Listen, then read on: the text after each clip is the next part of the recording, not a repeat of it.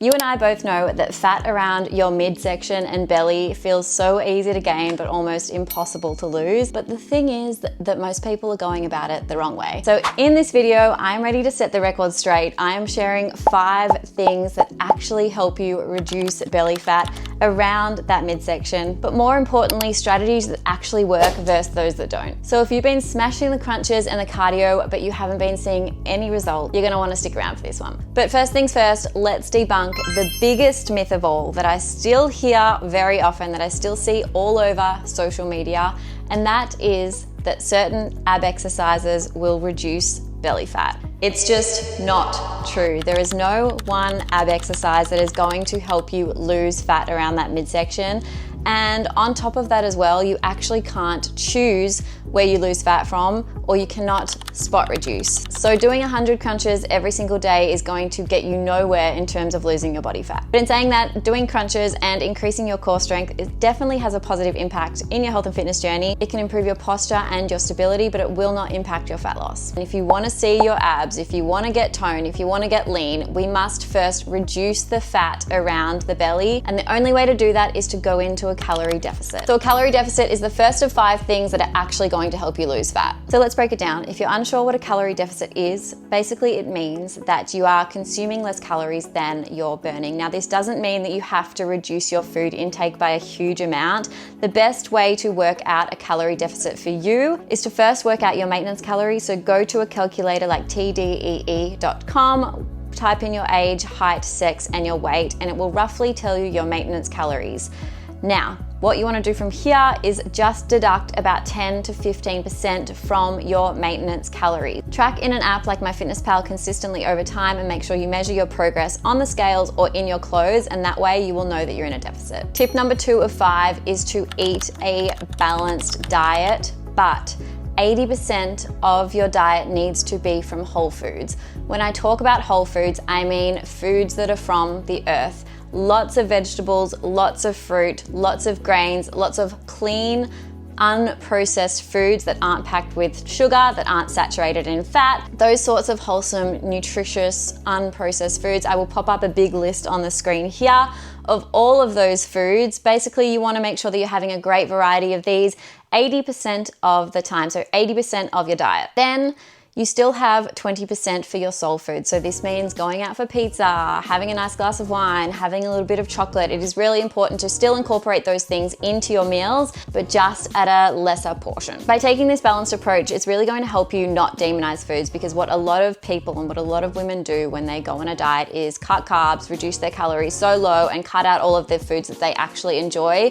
However, following a diet like that is not going to be sustainable long term. So you want to make sure you're incorporating all of these foods that you still enjoy, but just making sure that it's 20% of the time, not 80% of the time. Tip number 3 of 5 is to make sure you are eating enough protein. Protein is so important on this journey, and so many women skip this. Protein is going to help you feel full between meals. It's going to help you with muscle recovery and muscle building, and it really is going to be such a big foundation on your fat loss journey. Now, to work out your protein intake, you need about 2 times 2 times your body mass in grams per day.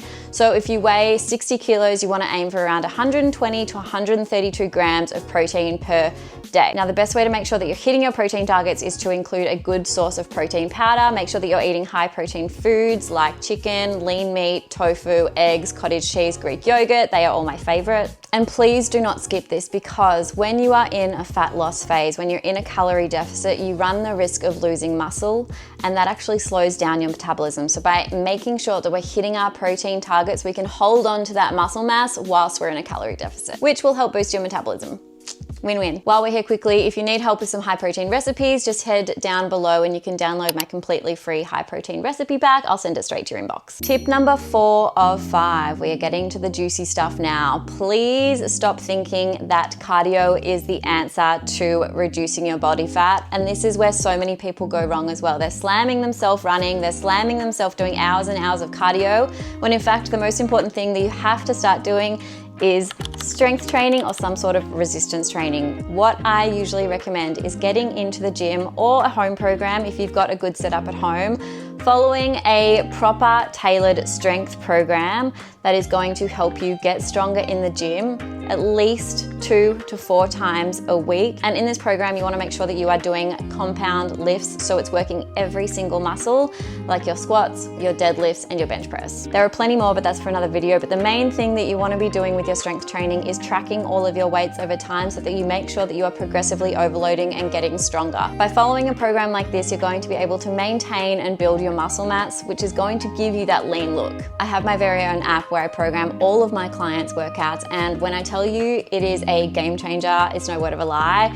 If you need some help with your own training and you would love me to write you a program too, then come and message me on Instagram here. Hey, I watched your YouTube video, would love some help in the gym, and we can chat. I promise you I'm nice and I won't bite. Now, tip number 5, and the most overlooked tip of all, is getting enough sleep. I can't stress how important this is, because when you don't get a good night's sleep, it actually interrupts all of the fat burning processes as well. Not only that, but when you are tired, you are so much more likely to reach for the foods that aren't really on the plan, or mindlessly eat snacks, or just not have that willpower that you usually do when you are well rested. To give you a little example, there was one study done where half of the participants had 9 hours sleep and half of the participants had 4 hours sleep. It was in a controlled environment, but both of these groups were allowed to eat whatever they wanted during this time. It was all monitored, and by the end of the study, they found that the group who only had 4 hours sleep ate 300 calories more average every single day compared to the group that had 9 hours sleep. That is because poor sleep can lead to more cravings and less willpower and high cortisol levels. And when you're feeling more stressed, you're more likely to not make decisions that align with your goals, which can lead to increased food intake, which can lead to increased belly fat, especially around that visceral area. That is the dangerous kind of belly fat. So they are the 5 tips, but I want to share one more really important thing with you that has a huge impact on being able to lose belly fat and have that toned look around your midsection. And you're probably not gonna like it. It might sting a little. But the way your abs look is hugely influenced by your genetics. And for most women, we actually need belly fat, and it's safe for us to have belly fat around that midsection for our hormones, for our health, and for our babies. And the truth is that majority of women need to get to such an incredibly low body fat to be able to see their abs that it's actually not healthy. It's not sustainable and it's not healthy for your hormones. So this is just a little reminder to please be real with yourself. Ask yourself, what do I actually have to give up in order for me to get a 6-pack? For most people, it's probably your social life, which is not a lot of fun. For most people, it's probably going into a huge calorie deficit, which isn't sustainable or enjoyable at all. For most people, it's actually really not worth trying to get a 6-pack. But ladies, please remember that your worth is not tied to whether you have a 6-pack or not, and your health is far more important. But in saying all of that, if fat loss is your goal, and if you want to look more lean, you want to feel more strong, and you want to feel better in your body, then all of these tips apply to you as well.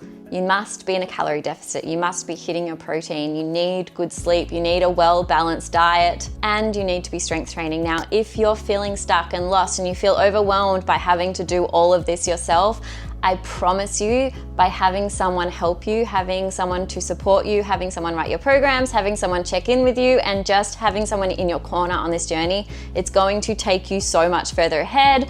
You're going to be able to enjoy it so much more, and you'll actually see results because someone is holding you accountable. You're planning your weeks together, you're planning your goals, and you're actually achieving them and celebrating them as well. This is what I do for a living and what I've helped so many women achieve over the last 8 years of coaching.